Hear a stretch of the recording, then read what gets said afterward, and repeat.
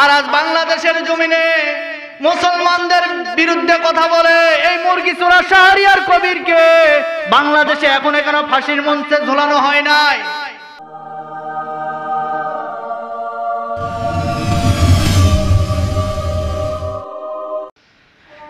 বাংলাদেশে 90 নাস্তিক থাকলে এখন শাহরিয়ার কবির আছে, যে কিনা কাশ্মীরের 370 ধারার বিরোধিতা করে মুসলমানদের বিরুদ্ধে অবস্থান নিয়েছে।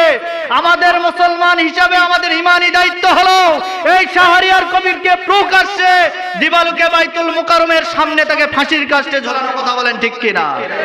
এই পক্ষে কারা কারা রাজি আছেন দেখি? লিল্লাহে তাকবীর, লিল্লাহে তাকবীর। আল্লাহ সকলের হাতকে কবুল করুক, সবাই বলে আল্লাহুম্মা আমিন। নিরপেক্ষ দাবি, মুসলমানের পক্ষে আমরা সব সময় থাকবো, এখন আছি, কিয়ামত পর্যন্ত থাকবো, কথা বলেন ঠিক কিনা? আমরা এরকম ন্যায় ইনসাফ ভিত্তিক বিচার চাই কি চাই না? আজকে নেতারা ভুল করবে, শাসন ভুল ধরে দিবে, নেতারা ভুল করবে, কর্মীরা ভুল ধরে দিবে, এটাই স্বাভাবিক, কথা বলেন ঠিক কিনা? আজকে আমি ইমাম সাহেব জুমার নামাজ 2 রাকাতের বেশি যদি আমি 3 রাকাতে চলে যাই, মুসল্লিরা পিছন দিয়ে লোকমা দিবে কি দিবে না? আর এই লোকমা দেওয়ার কারণে যদি আমি মুসল্লিদের উপরে যদি রাগ হয়ে যায়, ক্ষেপে যাই, তাহলে বলেন তো আমার ইমাম হিসাবে এটা কি আমার কর্তব্য ছিল? বরং ভুলকে সংশোধন করা আমার কর্তব্য ছিল, কথা বলেন ঠিক কিনা? আজ সমাজে যারা নেতা আছে, যারা কর্মী আছে, এরা ভুল করবেই, এরপরে জনগণ সেটা ধরিয়ে দিবে, ভুল নিজের ভিতরে থাকলে সংশোধন করে নেবেন, কথা বলেন ঠিক কিনা? আরো যারা বলেন ঠিক কিনা? যেমনটি করেছিলেন হযরতে ওমর, তিনি শাসন করেছেন এবং জুমার ইমামতিও করেছেন, জুমার খুতবা দিচ্ছিলেন। আগের দিন তিনি বাইতুল মাল থেকে কিছু কাপড় গরিবদের মাঝে বিতরণ করছিলেন। এমন সময় হযরতে ওমর তার নিজের জুব্বাটা, তার নিজের জামাটা বৃদ্ধি করে জুমার মেম্বরের উপরে দাঁড়িয়ে জুমার খুতবা দিচ্ছিলেন।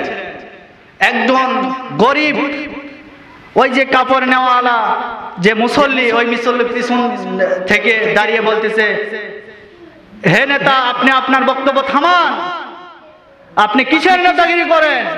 কালকে আপনিও কাপড় নিয়েছেন, আমিও কাপড় নিয়েছি, কিন্তু আমার জামা তো এত লম্বা না, আপনার জামা এত লম্বা হলো কেন? নিশ্চয় আপনি জনগণের হক নষ্ট করেছেন।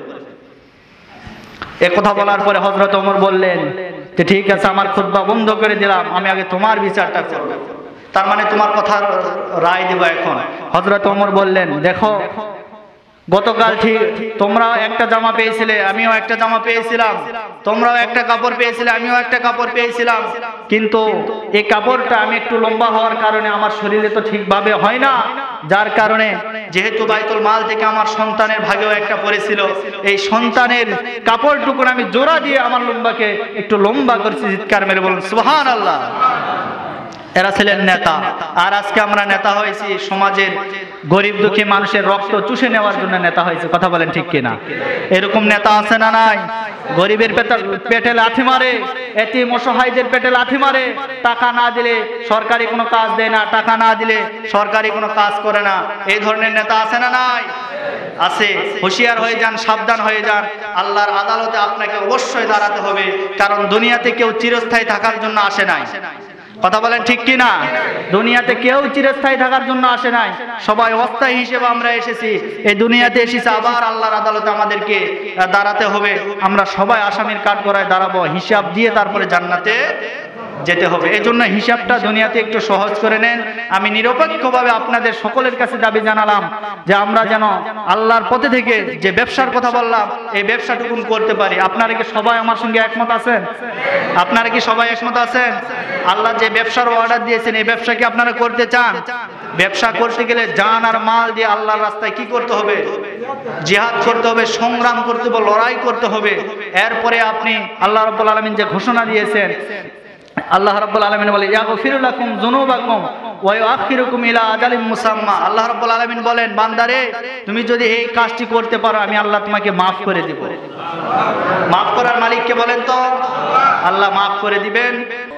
যে ব্যবসা করলে সহজে আল্লাহর জান্নাত পাওয়া যাবে, কারণ দুনিয়াতে এপারে দুনিয়া, ওই পারে আমার আল্লাহর জান্নাত তৈরি করে রেখেছেন।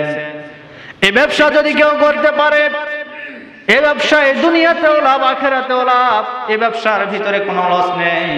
এমন একটা ব্যবসার কথা আজকে আপনাদের সামনে আমি বলবো, শুনতে রাজি আছেন না নাই? এই ব্যবসা কি করতে চান সবাই? আজকে দুনিয়াতে লাভবান হওয়ার জন্য আমরা বিভিন্নভাবে বিভিন্ন ব্যবসা করেই থাকি, করি না? কেউ আলুর ব্যবসা, কেউ ধানের ব্যবসা, বিভিন্ন ব্যবসা করে থাকি। আল্লাহ একটা ব্যবসার কথা বলেছেন সূরা সফের ভিতরে। সূরা সফ মানে হচ্ছে সেনাবাহিনী, সারিবদ্ধ সেনাবাহিনী। সেনাবাহিনীদের কাজ কি? এক জায়গায় কি বসে বসে শুধু ওই পোলা কর্মা পাক করে খাবে আর তাসবিহ তেলাওয়াত করবে? এই কাজ কি সেনাবাহিনীর? কথা বলেন না কেন? এই কাজ কি সেনাবাহিনী? সেনাবাহিনীর কাজ কি? দেশকে কেউ যদি অন্য কোন রাষ্ট্র যদি আক্রমণ করে, এই দেশকে অন্য দেশের হাত থেকে বাঁচানোর জন্য যত পদ্ধতি আছে সমস্ত পদ্ধতি অবলম্বন করা সেনাবাহিনীর কাজ। কথা বলে ঠিক কিনা? আমার আল্লাহ বলেন আমারও একদল সেনাবাহিনী হবে। আমার যে সেনাবাহিনী হবে তাদের কাজ হবে আমার দিনকে রক্ষা করা। কারণ দিনের উপরে বিভিন্নভাবে জুলুম নির্যাতন আসবে, দিনের উপরে বিভিন্ন অত্যাচার চলে আসবে। এদিনকে হেফাজত করার দায়িত্ব আমার এই সেনাবাহিনীর হাতে আমি দিয়ে দিব। আর এই সেনাবাহিনী যদি নিজের ঈমান ঠিক রেখে যদি এই দিনের কাজ করতে পারে, আমি আল্লাহ রাব্বুল আলামিন তাদের জন্য ঘোষণা করে দিলাম মৃত্যুর পরে আমি আল্লাহ তাদেরকে জান্নাত দান করে দিব। এই জান্নাতকে আমরা সকলে পেতে চাই। কথা বলেন, পেতে চাই? জান্নাত পেতে গেলে আজকে যে ব্যবসার কথা আপনাদের সামনে আমি বলবো, এই ব্যবসা করতে হবে। আমার আল্লাহ যে ব্যবসাটা ঘোষণা করে দিয়েছেন, আমার আল্লাহ রাব্বুল আলামিন বলেন ইয়া আইয়ুহাল্লাযীনা আমানু হাল আদুল্লুকুম আলা তিজারাতিন তুনজিকুম মিন আযাবিন আলীম। আল্লাহু আকবার। সূরা সফের 10 নম্বর আয়াতে আমার আল্লাহ রাব্বুল আলামিন বলেন, হে ঈমানদারগণ, ঈমানের দাবি যারা করো, তোমাদেরকে কি এমন একটা ব্যবসার কথা আমি আল্লাহ বলবো না যে ব্যবসা দুনিয়াতে তোমরা যদি করতে পারো তোমাদের জন্য কঠিন আযাব থেকে ব্যবসা মুক্তি দিবে। আল্লাহ রাব্বুল আলামিন বললেন এরপরে 11 নম্বর আয়াতে, এখন ব্যবসাটা কি? তো মিনুনা বিল্লাহি ওয়া রাসূলিহি ওয়া তুজাহিদুনা ফি সাবিলিল্লাহি বিআমওয়ালিকুম ওয়া আনফুসিকুম যালিকুম খায়রুল লাকুম ইন কুনতুম তা'লামুন। আল্লাহু আকবার। আমার আল্লাহ রাব্বুল আলামিন বলেন ব্যবসার 1 নাম্বার শর্ত হলো আল্লাহর প্রতি ঈমান আনতে হবে, 2 নাম্বার শর্ত রাসূলের প্রতি ঈমান আনতে হবে, 3 নাম্বার শর্ত হলো জান আর মাল দিয়ে আল্লাহর রাস্তায় জিহাদ করতে হবে, সংগ্রাম করতে হবে। ইন কুনতুম লা তা'লামুন, যদি তোমরা জানো যে এইটাই ভালো কাজ, এইটাই সঠিক ব্যবসা, তাহলে তোমরা অবশ্যই আমি আল্লাহর রাস্তায় ব্যবসাটা করবে। আমার বন্ধুগণ, আমার প্রিয় বাবাজিরা, আমরা এই ব্যবসা কি সবাই করতে রাজি আছি না নাই? আজকে অন্যায়ের বিরুদ্ধে ব্যবসা প্রত্যেকটা মুসলমানের উপরে ফরজ হয়ে গেছে। আজকে সমাজে আমরা অনেকে বলি নামাজ পড়ো, রোজা করো, এগুলিতে পড়তে হবে। 1 নাম্বার কন্ডিশন দিয়েছেন তুমিনুনা বিল্লাহ, আল্লাহর প্রতি ঈমান আনতে হবে। কেউ যদি ঈমানের দাবি করে এই ব্যক্তিকে অবশ্যই 3টা কন্ডিশন মানতে হবে। ঈমানের 3টা কন্ডিশনের প্রথম নাম্বার হচ্ছে এই ব্যক্তিকে মুখে ঈমানের কথা স্বীকার করে নিতে হবে, অন্তরের ভিতরে জায়গা করে দিতে হবে। 3 নম্বরে আমলের দ্বারা তাকে প্রকাশ করতে হবে। কথা বলেন ঠিক কিনা? আমরা মুসলমান না বেঈমান, আমাদের আমলের দ্বারা প্রকাশ পেয়ে যাবে। কারণ একজন হিন্দু কখনো নামাজ পড়তে পারে না, একজন খ্রিস্টান কখনো নামাজ পড়তে পারে না। নামাজ কেবলমাত্র শুধুমাত্র তারা আদায় করবে যারা মুসলমান বলে দাবি করবে। কথা বলেন ঠিক কিনা? এজন্য মুসলমান দাবি করতে গেলে প্রথম নাম্বার শর্ত হলো নামাজ। কেউ যদি নামাজ পড়ে, আমার আল্লাহ রাব্বুল আলামিন বলেন বান্দারে, দুনিয়াতে বিভিন্ন ভাবে তুমি রিজিকের জন্য চিন্তা করো, রিজিকের ফয়সালা আমি আল্লাহর হাতে। যদি নামাজ পড়তে পারো তোমার রিজিকের কোনো চিন্তা থাকবে না, কোনো ভয় থাকবে না। আমি আল্লাহ রাব্বুল আলামিন ঘোষণা করলাম যদি নামাজ পড়তে পারো রিজিকের চিন্তা আমি আল্লাহ দূর করে দিব। যার প্রমাণ হলো আজ বাংলাদেশের আলেম ওলামারা আলেম ওলামারা আল্লাহকে ভয় করে, যার কারণে মসজিদে নামাজ আদায় করে। দেখবেন এই সমাজের ভিতরে কোনো আলেম কিন্তু না খেয়ে থাকে না, বরং সমাজের ভিতরে আলেমেরা এমন সম্মানিত, এমন ইজ্জতওয়ালা মানুষ দেখলে তাদেরকে সালাম করে শ্রদ্ধা করে। এই সম্মান কিন্তু অন্য কোনো কারণে নয়, একটা মাত্র কারণে, এরা আল্লাহর প্রতি ঈমান এনেছে। কথা বলেন ঠিক কিনা?